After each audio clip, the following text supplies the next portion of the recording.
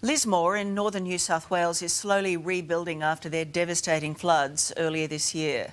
Norco, the biggest private employer in town, wasn't spared, but the company's been thrown a welcome lifeline. War zone. You can't believe the power of the water. You know, when you walk and you see things that weigh tons up on top of other stuff. I think what happened was something that no one expected, no one foresaw. So this is what we used to worry about, what we used to try and defend, the 1 in 100 flood level. That's the new level that we have to defend now, 14.4 metres. It was the disaster no warning system predicted. And we knew we were going to get a flood, but no one knew we were going to get a 14.4 metre records, wall of water come down the valleys. As the mighty Wilson's River surged through Lismore, it took everything in its path. Perched on the banks, the Norco ice cream factory didn't stand a chance. It was something that you see on television and, from when the twisters go through America. The biggest private employer in town was all but flattened. As the water crept up, millions of dollars worth of equipment went under. There were 8 Vats in this room. They all lifted up, moved around, crashed into each other. We had to write them off. Adrian Kings is the General Manager of Operations.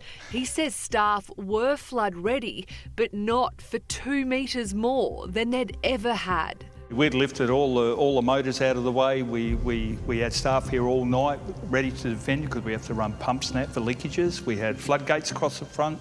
For the past 7 months, the factory has sat idle. A more than $100 million repair bill was too much for the company itself.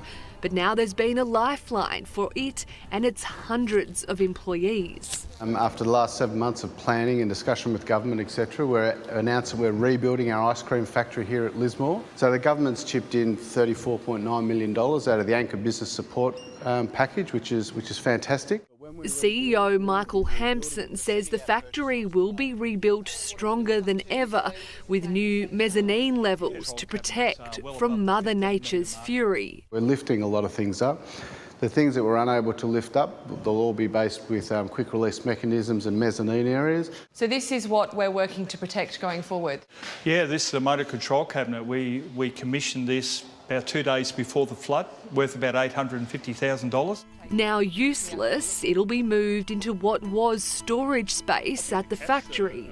So this will become the heart of all the operations? Certainly from the electricity point of view, this will be the heart of it, yes. And safe and dry? Safe, dry, don't have to worry about it through a flood. When we did get the news, we were literally placing orders that afternoon. Glenn McIntosh is one of the few workers kept on to help plan the rebuild. Showing people, look, we can't all just hide and run away. We've got to fix the problem and work with nature. Prior to the floods, this factory produced 60 million litres of ice cream every year. Now the rebuild will start next week with the hope the first ice cream will roll off the line in April next year. Are you excited to taste that first bit of ice cream again? I might sample the first ones before the first ones, just to make sure the machines are running properly. Sweet relief for farmers like Andrew Wilson, who took a $300,000 hit during the floods.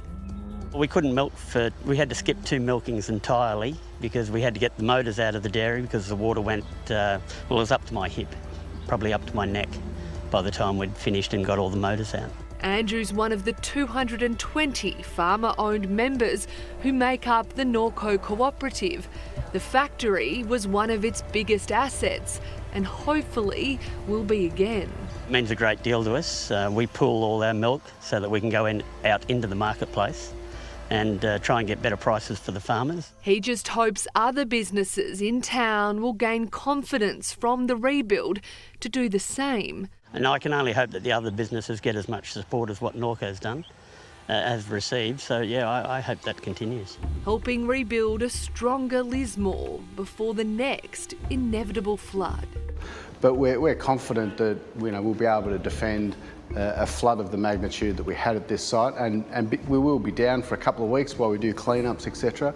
But we won't be down and out which is what we were at, and be 7, 8, 9, 10 months to rebuild. It's going to come. If we're prepared, then what's to be nervous about?